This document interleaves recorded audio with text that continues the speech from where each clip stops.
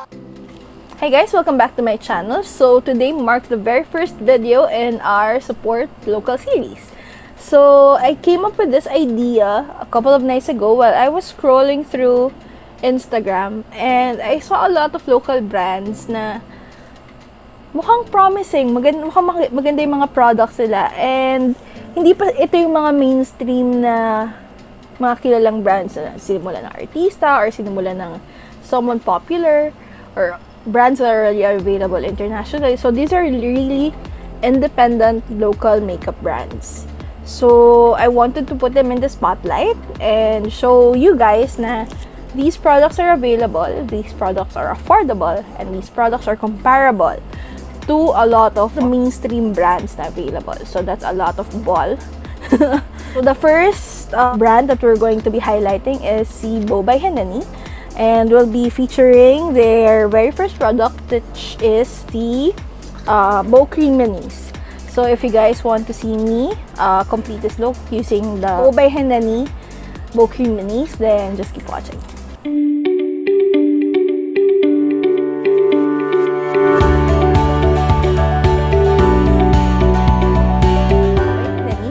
So Beau by Hineni is a brand that started by one of my former office mates. And they recently launched their Facebook page noong May 23. So it's just a couple of, maybe around a month old pa lang. And they launched their first product noong May 30, which is itong tatlong to. So these are the Beau Cream Minis by Beau by Hineni. So it looks like this. So ganyan yung itsura niya. And it's a multi-use cream, so you can use it in your eyes, in your cheeks, and in your lips. And they currently have the 3 shades. So the shade that I opened is in between. So ito yung shade nila for light to medium skin tones. And then this one is si mauve. So this is the darker shade. So ito yung parang medyo morena, deep morena skin tone shade nila. And then ito si rose. So, si rose naman is very pink, very light. So, ito yung pang mestiza skin tone nila. For today's video, ang gagawin ko is I'm going to use these three items in my eyes, my cheeks, and my lips. So, I'll use one shade per part of my face. Okay? So, we'll start off by using si rose on my eyelids. So, parang papakita lang natin na these multi-use creams are really pigmented. So, maganda yung pigment niya eh. So far, napaglaruan ko na siya a little bit and I really do like it. Okay, so, we'll use the shade rose on my eyelids. So, yan. So, ang gagawin ko is I'll just use my finger and grab it there. Then, it looks like this. Yan. So, it's really pink. Then, let's see. Here we go. Yan. So, I'm using this without any kind of primer. So, this is literally bare skin. And it's really showing up. So, it's a really perfect item to use for those days na biglang kailangan mong mag-makeup, kailangan mong mag-ayos. And then, ito lang yung meron ka sa bag mo. Then, this is perfect. Okay. So, I'm adding a bit more to just intensify the color a little bit. Ayan. There you go. So, yan yung itsura niya. So, in camera, it's like a really light wash of pink. Pero in person, it's really nice. It's a really nice kind of pink. Okay, so, I'll grab more. So, I'll grab more and then I'll do the other eye.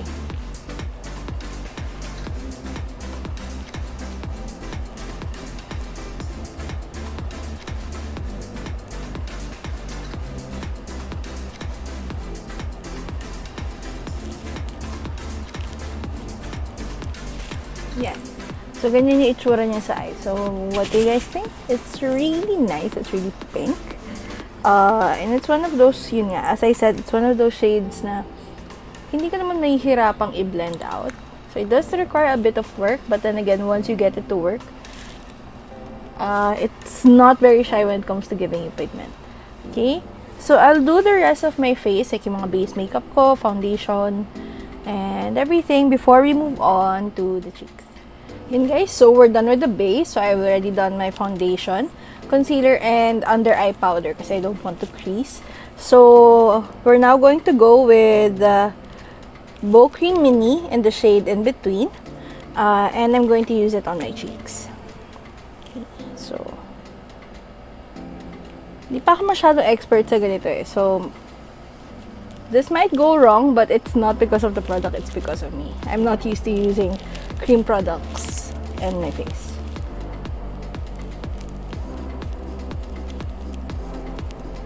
Ayan.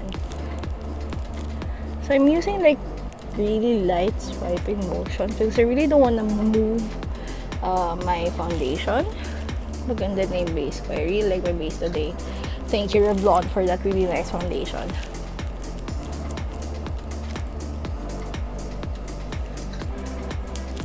Yeah. It's a really... If you've noticed, konti lang yung nilagay ko sa finger ko and it's really showing up really nice.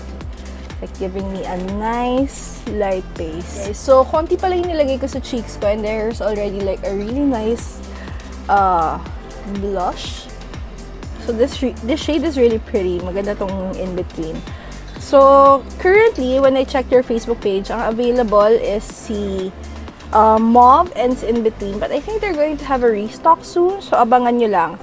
And these products are really, really, really affordable. So, this multi-use cream na literal marami talaga siyang use is only 150 pesos. And they do go on sale. So, like ako, when I first bought it, kasi nung first launch nila, talaga nakipag-unahan ako. I bought it for 130 pesos. So, just follow their Facebook page. I'll flash the Facebook page down below, dito sa screen, para ma-follow nyo sila. So far, so good. And ang hindi ko pala nasabi kaya, this smell like baby powder.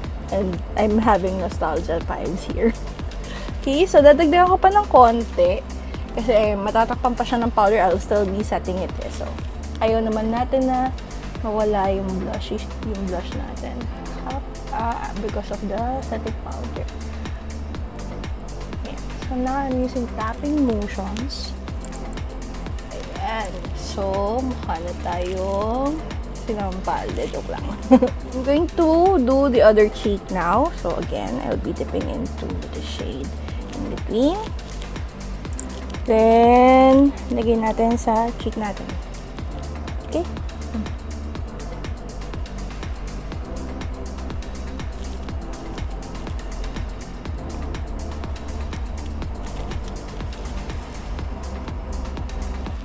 So, meron na tayong blush. So, this item is also perfect yung para dun sa trend na you got yung na may blush sa ilong. Unfortunately, I don't do that kasi whenever I do it, mukha akong sinapak. So, I'd rather not look like that right now. Siguro next time na lang. Pero for now, I think I'll just make do with the blush. And then, we'll move forward with the lips. So, mukha na tayong flushed and fresh. So, I'll finish the rest of my face. So, I'll be putting setting powder, contour, highlight, then a bit of eyeliner. Then, we'll move on to the lips. So, tinapos ko na yung buong face makeup ko. And I also added like eyeliner and highlighter kasi that's my usual jam. So, that's how I usually do my makeup. So, we're now going to use the shade Mauve. So, it's this really dark shade right here. And we're going to use it on the lips. So, what I didn't mention pala kanina is yung main ingredients ng product. So, the main ingredients are sunflower oil, grapeseed oil, vitamin E, cocoa butter, and shea butter. So, very nourishing and very soft siya sa skin. So, very skin-friendly talaga siya. Kaya okay lang na ilagay mo siya kahit sa ang part ng face mo and it's really going to be safe to use for you. Okay? So, another thing pala that I want to add with this product is maliit siya. As you can see, it's like this big. Ayan siya. But it's really it's very nearly full. As in, ito yung lid, ayan yung product. So you'll get a lot of use out of your 150 pesos. So sobrang sulit siya. And you really get a lot of use out of this. Okay, so now I'm dipping into the shade Mauve. So ito siya. Yan, it's really dark. And I'm going to use it on my lips. Ayan, so one swipe. That's how pigmented it is, and it's really nice.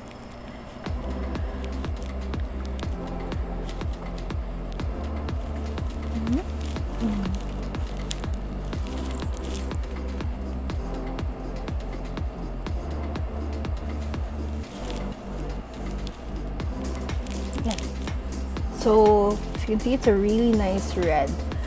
Terracotta red, I would say. And I really like shades of lipsticks like this. Hindi siya super red, like vampy red. But it's like red enough to add a bit more color to your face. We're now officially done using the product. Now used zeros on our eyes. Si in between sa cheeks natin. And of course, si mauve sa lips natin. So, I'll just do a bit of a setting spray and I'll be right back. And guys, so we're now officially done with this look. So, what do you guys think? I really like how this turned out. So, medyo mas high maintenance siya than what you would say like a really quick makeup look. But then again, it's me. I like to do things extra. Amazing how you can really use just one product to pretty much do your whole face. So, of course, for this video, I used all 3 shades just so you guys can see kung ano talaga itsura niya in the skin. But essentially, all you need is one. So, let's say you can just buy zeros if you're more of a mestiza. Then, in between, if you're like me, na in between shade din, na in between mestiza and morena. And then, si mauve for those morena beauties out there. Okay? So, I'll link yung Facebook page ni Beau by Hineni down below. And I believe they have a new product coming out next week. So, spoiler alert, it's for the brows. So, abangan, like you guys, makikiabang din ako para bumili rin ng product na yun because it's really got me excited. So, thank you guys for watching. Don't forget to like this video and subscribe to my channel. And I'll be continuing on with this support local series. I have a few items coming in from various local brands. So, most of them I ordered online kasi iba tayo pwede lumabas eh. So, I'll be following this up once those products come in. And yeah, so thank you guys for watching and I'll see you in my next video. Bye!